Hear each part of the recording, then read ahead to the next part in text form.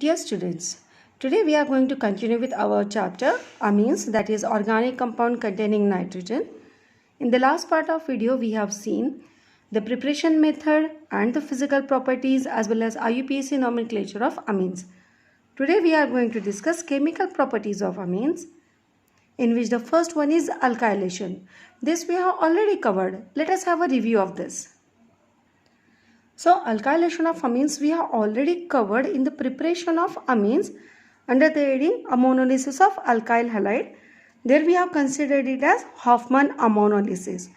But if I consider this reaction with respect to amine, that is amines reacting with alkyl halide, this one amine reacting with alkyl halide ultimately to give quaternary ammonium salt, then we call it as Hofmann exhaustive ammonolysis. It's Hofmann exhaustive alkylation. That is amines when they react with alkyl halide, first they give 1 degree amine, and if still it is in excess, then the reaction proceeds to give 2 degree, 3 degree or quaternary ammonium salt. So this reaction we have studied under 3 headings. The first one was a reaction of alkyl halide with ammonia. Second is in the preparation of ammonia, amines. And thirdly, we are studying this under the heading alkylation, that is chemical properties of amines. And that's why organic becomes very easy once you know to connect the reaction. For example, this reaction has been repeated 3 times. Once you know to connect the reaction, the topic becomes very easy for you and organic becomes scoring. So, alkylation we have already done. The second reaction that we are going to study is acylation of amines. Acylation means it is the addition of acyl group, that is a C double bond O R group. And if this R is a phenyl, then we call it as benzoyl group. So we'll study both reactions. First one, acylation. If any 1 degree amine such as methenamine, CH3NH2, when it reacts with acyl chloride, as we can see in this reaction, the cleavage HCl is removed as a byproduct. Any reaction becomes easy if you know its mechanism. So what will be the product? CH3NH. Now this acyl group will be added and the name will be N-methyl ethanamine. So you must have guessed the byproduct. It is HCl. Now since this reaction has HCl as a byproduct, it is carried out in presence of a base.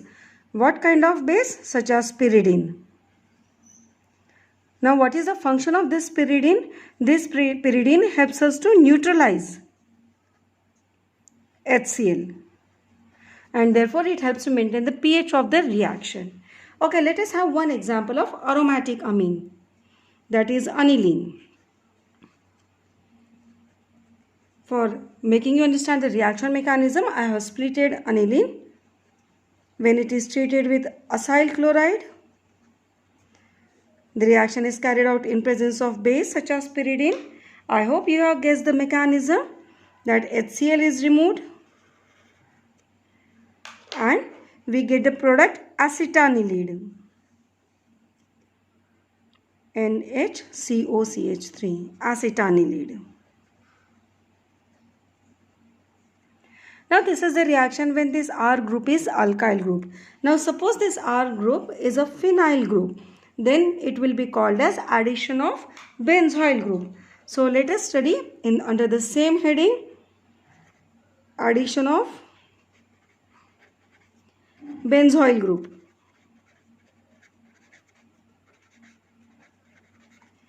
It is COC6H5. The reaction will proceed in the same manner. This one, ethanamine, again 1 degree amine, treated with benzoyl chloride, I hope you must guess the product after removal of HCl. It is N-ethyl benzamide.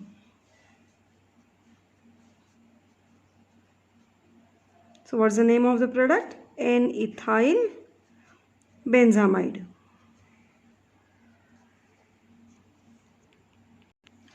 Now again, if this reaction is carried out in presence of base, then it's a name reaction called as Schotten-Baumann reaction.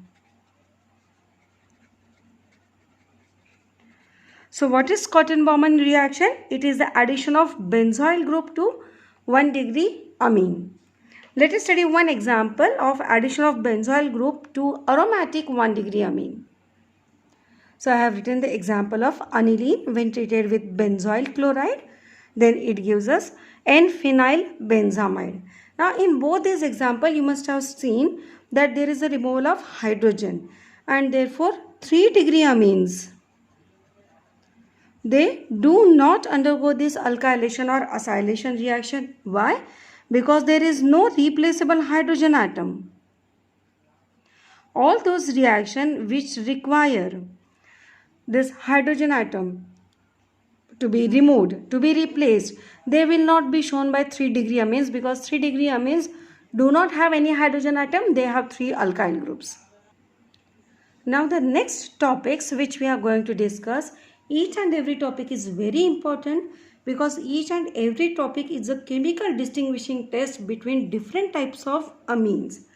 So let us begin. Carbyl amine test.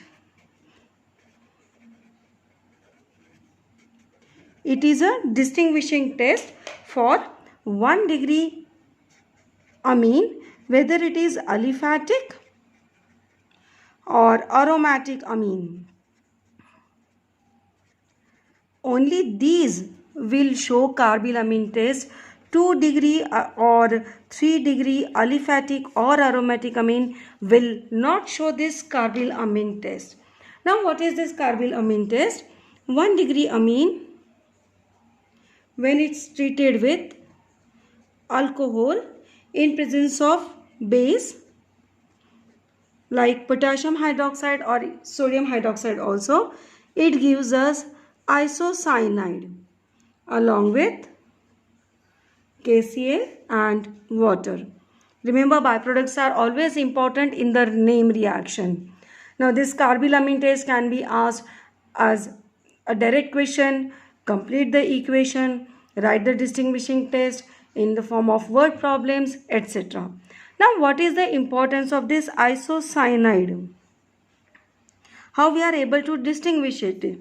Isocyanide has a very strong foul smell.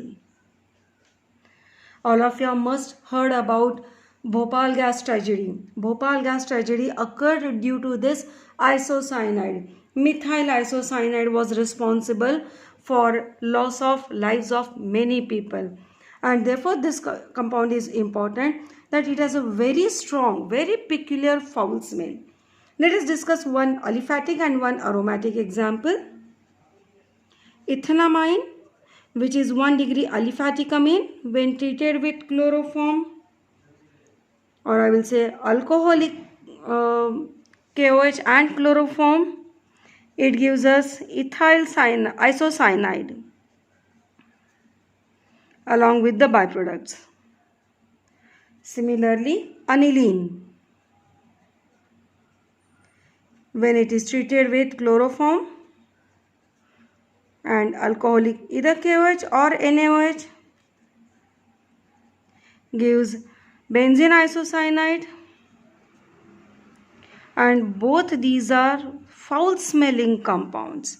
2-degree and 3-degree aliphatic or aromatic amine do not give this compound, and therefore this can be used as a distinguishing test from 2-degree or 3-degree aliphatic or aromatic amines. The next distinguishing test which we are going to discuss, very important again I will say, reaction with nitrous acid. All of us know about nitric acid, but what is nitrous acid? Nitrous acid is nothing but HNO2 and it is very unstable. It is prepared by the mixture of NaNO2 and HCl in situ. In situ means in the test tube itself, and at the time of the carrying out test. It is not prepared in advance, but it is prepared when it is required. Then this reaction is carried out at 0 degrees Celsius to 5 degrees Celsius. This we have to remember. So in your exam, the question can be asked by using HNO2 or by using mixture of NaNO2 and HCl. Both means same. So let us see how this reaction with nitrous acid helps us to distinguish between various types of amines. Now the interesting thing about reaction with nitrous acid is that whether it is 1 degree, 2 degree or 3 degree, or whether it is aliphatic or aromatic amine, all these kind of amines will give this test. Then how can we differentiate? Every amine gives a different kind of product. So let us discuss the example. First of all, a general equation. Aliphatic 1 degree amine when treated with nitrous acid at 0 degrees Celsius to 5 degrees Celsius. First of all, it gives an intermediate, followed by hydrolysis gives alcohol along with the evolution of nitrogen gas. So these two products are important. There is evolution of nitrogen gas along with the formation of alcohol. For example, ethanamine, when it is treated with nitrous acid, it gives us ethanol along with the evolution of nitrogen gas. Now there is very easy way to remember these byproducts. How? I will show you the trick. Now this is C2H5NH2. This is ethanamine. Okay. Now HNO2, that is nitrous acid, I will write in different way.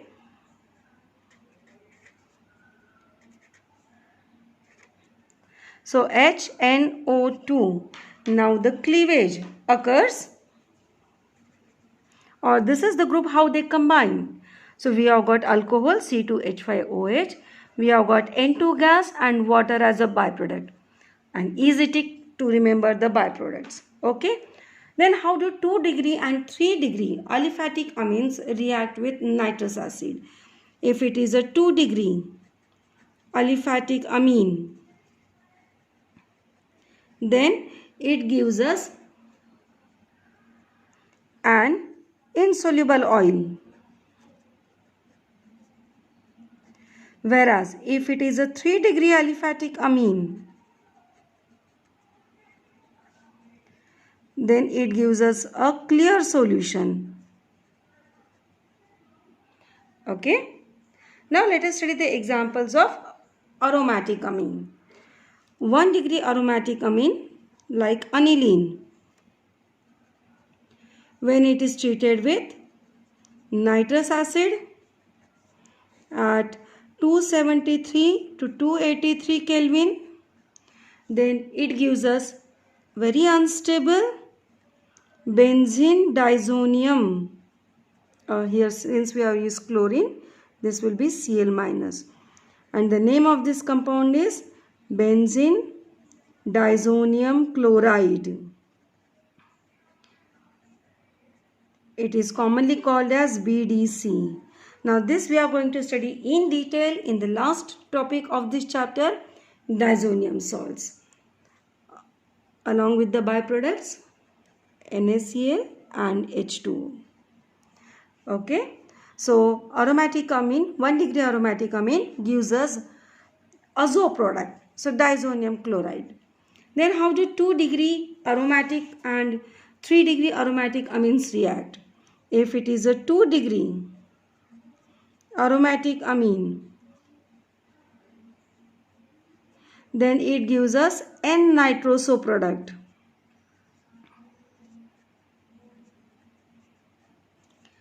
Whereas if it is 3 degree aromatic amine,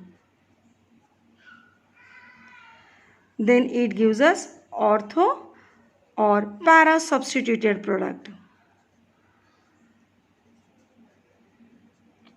So this is the only reaction with nitrous acid which can be applicable to all kinds of amine, whether 1 degree, 2 degree, 3 degree, or whether aliphatic or whether aromatic.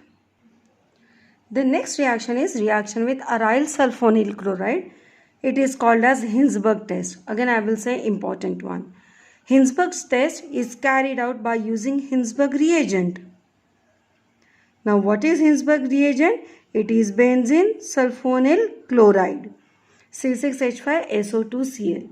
Now where is the importance of this reaction? This reaction is given by 1 degree or 2 degree amine. 3 degree amine do not give this reaction. So I can say 1 degree and 2 degree amine can be distinguished by 3 degree amine using Hinsberg test. Now let us see how does it works.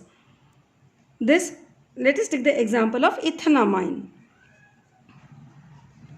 So C2H5 NH2, it will react with this benzene sulfonyl chloride. To make you understand the mechanism, I have written the structure like this. I hope you have guessed the product. That hydrogen attached with this amine group will be removed along with chlorine, giving us the product.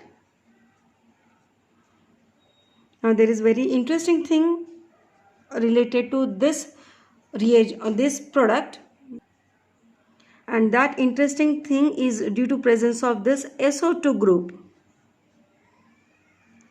Now this SO2 group is electron withdrawing group, and due to presence of electron withdrawing group, the nitrogen which is attached to SO2 becomes strongly acidic.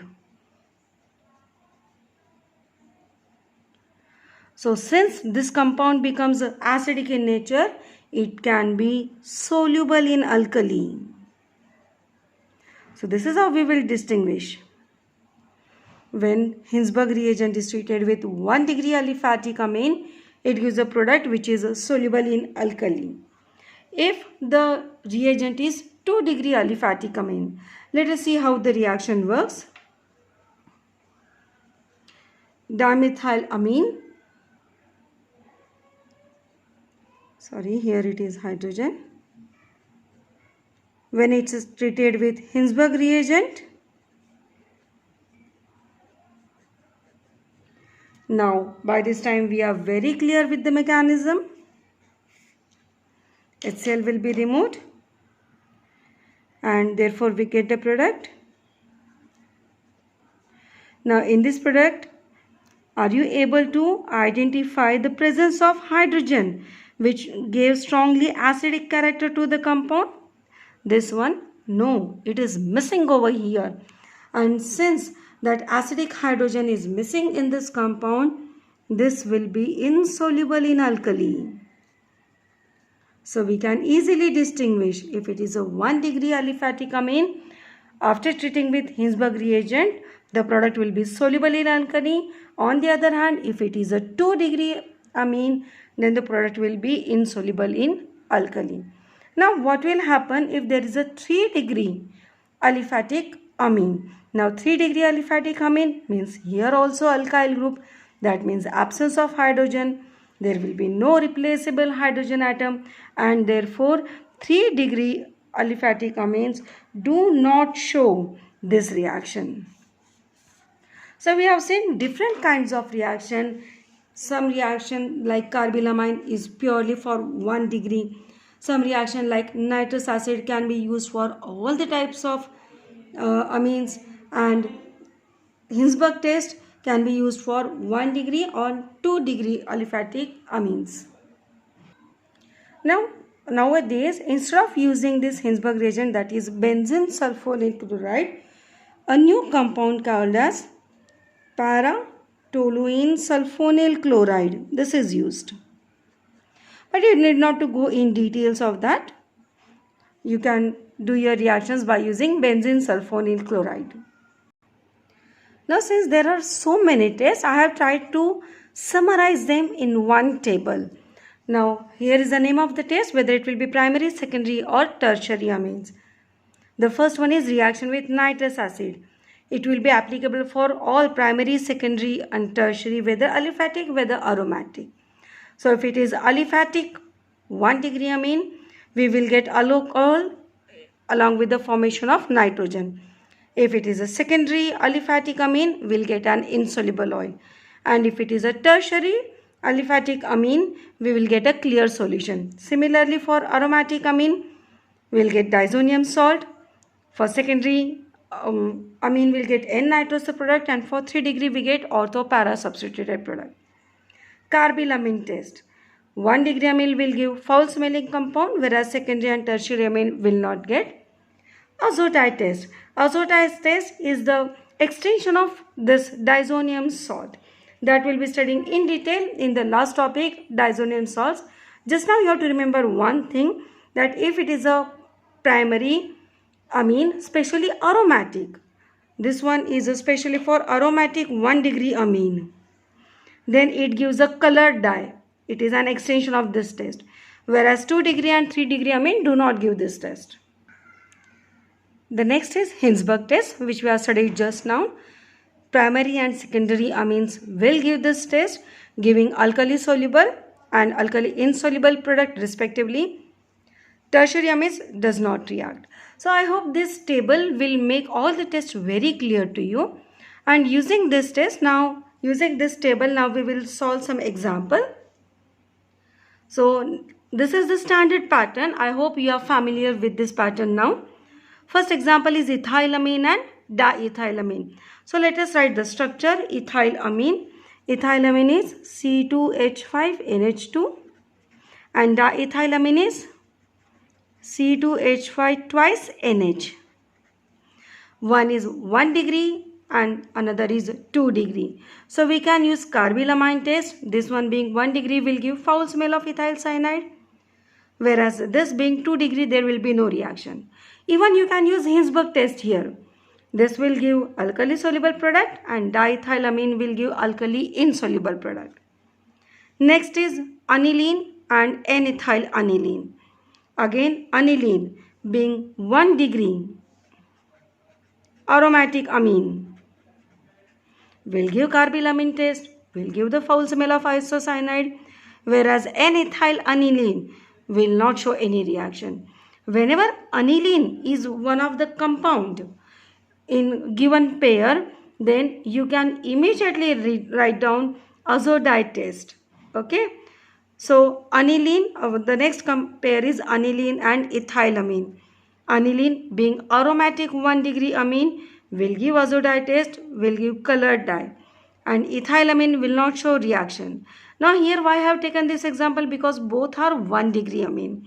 So you have to be very careful which test to be chosen. Okay. So in our next part of video, we will be studying about electrophilic substitution reaction and basic character of amines, on which plenty of questions are asked, not in your only board exams but in your JEE exam also. But before we wind off today's session, there are some assignment questions for you people. The conversions, carry out the following reaction. This is important pattern for especially amines. Lot of questions are asked as a complete the following reaction, identify A, B and C. So try to solve these questions. Go through this video and the previous video carefully. And the last one is give chemical test to distinguish. I hope you are able to find out the answers. Thanks for watching. Have a nice day.